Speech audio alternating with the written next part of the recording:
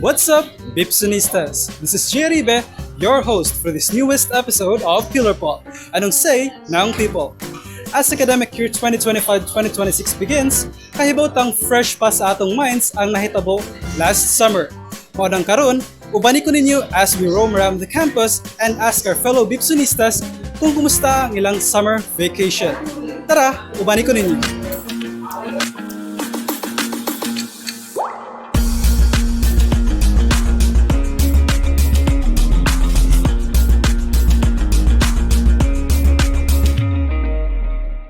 So, good morning po kuya and mga ates. So, please state your name and your program and what year are you now?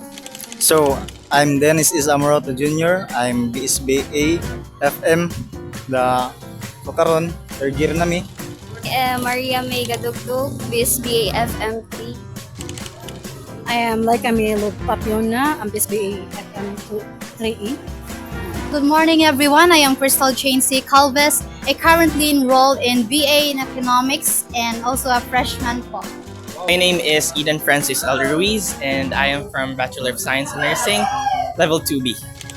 I am a B2 Panaligan auditor from Barangay Agpangi. Then I am this BA student, Marketing Management, first year. I am Marlo S. Dahotoy Jr. I am BSBA major. My name is Chofilo Falorina Jr. BSBA Marketing Management at Barangay Gidapunan, Colababilero. So I am Jenna Rose Orongan from BSTM2 Alpha. And I'm Angelica Alivio from BSTM2 Alpha. My name is Aram Ramupiho, BS Criminology, 4th year. And I'm Bergamo Cedric Camino, BS Criminology, 4th year also. I'm Vance Anthony Zata, BS Criminology, 4th year. And I am Norberto Arriba Jr. From BS Criminology, 4th year. Hi, I'm Romel Villamor from BC 4B. I am Loida Jean Diverian, BSc 4th year.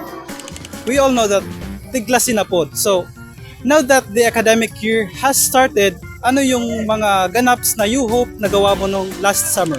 Na ako yung mga gusto buhaton during summer pero dili anang mga laag-laag. But I want to pursue ug unsa akong gusto nga business. Pero kay lack naman og time, lack nag oras, wa sa na napadayon. Pero even if wa sa na napadayon atong summer, i-sure ko siya na nga ako sa mapadayon karon during school days. Nag-travel mi sa kuyanan sa mama which is in Bohol. Then, bisan nami sa Bohol, nag-help ko sa ako ang mga cousins, mga relatives adto nga namaligya sab sila. Like, napod sad ko'y ma-learn, makatabang, like, makakuan po ko sa ilaha. Then, after ato, pag uli na ko dire, nag-sell sad ko sa akong kaugalingon para maka-earn po ko pang allowance na ako para pag-abri sa klase. Nag-stay lang po ako balay, pero while nag-stay po ako balay, nag-ano po kami, gamay na business para po may maano po kami anang asawa.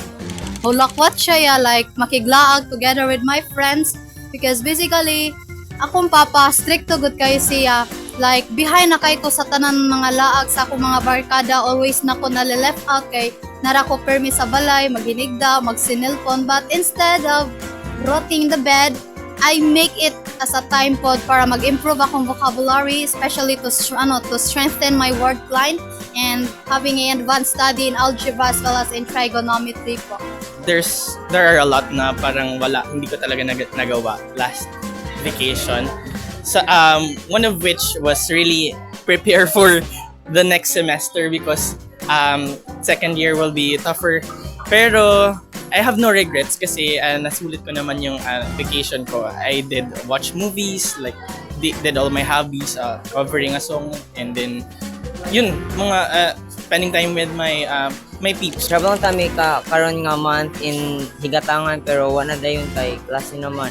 Is magbasa nga summer pero wala na ko siya nakuan kay nabisi lang for scrolling TikTok.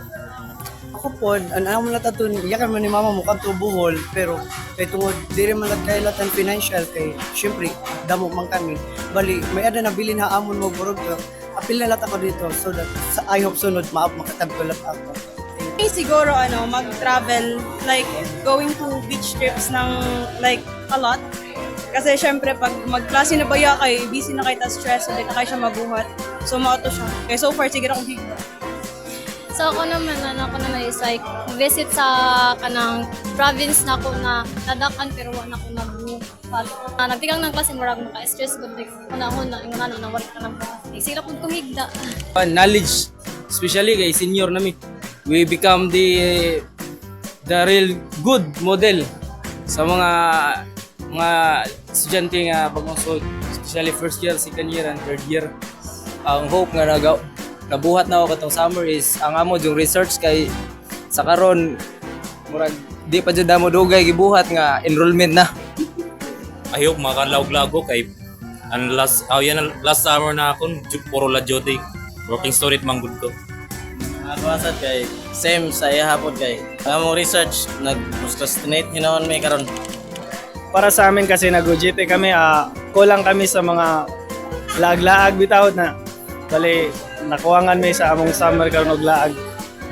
Fortunately, sa among summer, okay man sa among summer, but nala may mga same lang sila, laag, kaya nag-OGT man may atang time. So same ra gyapon. In conclusion, kumusta ang summer ng beshi ko na yan? Okay lang. During summer, naglaag po ko. Kay katong summer, nakakuha man po kog license. Also, kanan po kog motor. May registro. Sulit ka mong summer, bisag. Although, nakakay mga gihuna-huna, nalagi nga mga business. Sulit ka po siya. Super happy kay nakabanding na po ko otro sa akong mga cousins. Then, kanang nakatabang sad ko sa ila. Nabanding ko na akong family ng taas nga time. Then, bubuhat ko ang akon, gusto buhaton, aton diri ko nabuhat aton nag-eskwela ko in second year. So far, so good. Although may pagka-boring po siya, but then at least may dapat ko na-learn. Like, strengthen ako ang critical thinking skills. Akong akong skills po sa mathematics, especially in algebra and trigonometry. Kay karon if mag-solve ko, mas dali na nako nakaka-gets po as well as po my communication skills nga gusto po nako i-mold. Like, damo ba kayo nag-reporting po sa economics, maong I'm rooting for more opportunities, especially guidance from the Lord po kuya.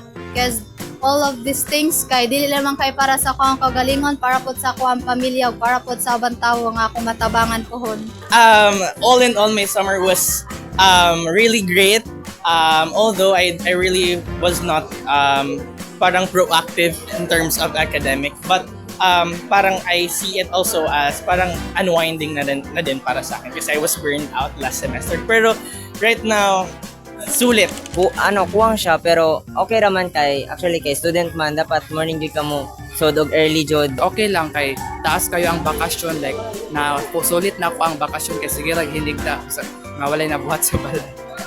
Ako po, diri man ako nakaabot nga itong gusto namon kadtuon or gusto ko kadtuon. Okay man lahat gyapon kay syempre nabuhat ko malat ang iba ko na gusto. Nauna gyapon sa eskwelahan. Balik ng class kay we're excited naman. Siyempre fourth year na good me. Kumang kuan sa church nga activity nga raw apilan kay summer man. So mara to God be the glory. Duty, pira o turog. Yun lang.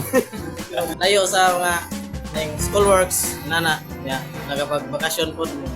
Okay ra siya kay nag-GT may bali namin na experience nga bago namin dagang na-learn sa mga GT. Same po siya. Angay man po daw mo ang summer gapon kay namamin learnings gapon nga na-adapt bilang summer lagod nga summer naman po may OJT. So, yeah. We heard you loud and clear, Pipsonistas. Gituldukan man sa niabling klase ang imo summer vacation, always remember na dili mahunong ang pag-make of new memories. Hoping that we will nourish this new academic year nga malipayon, malambuon, ug manaogon.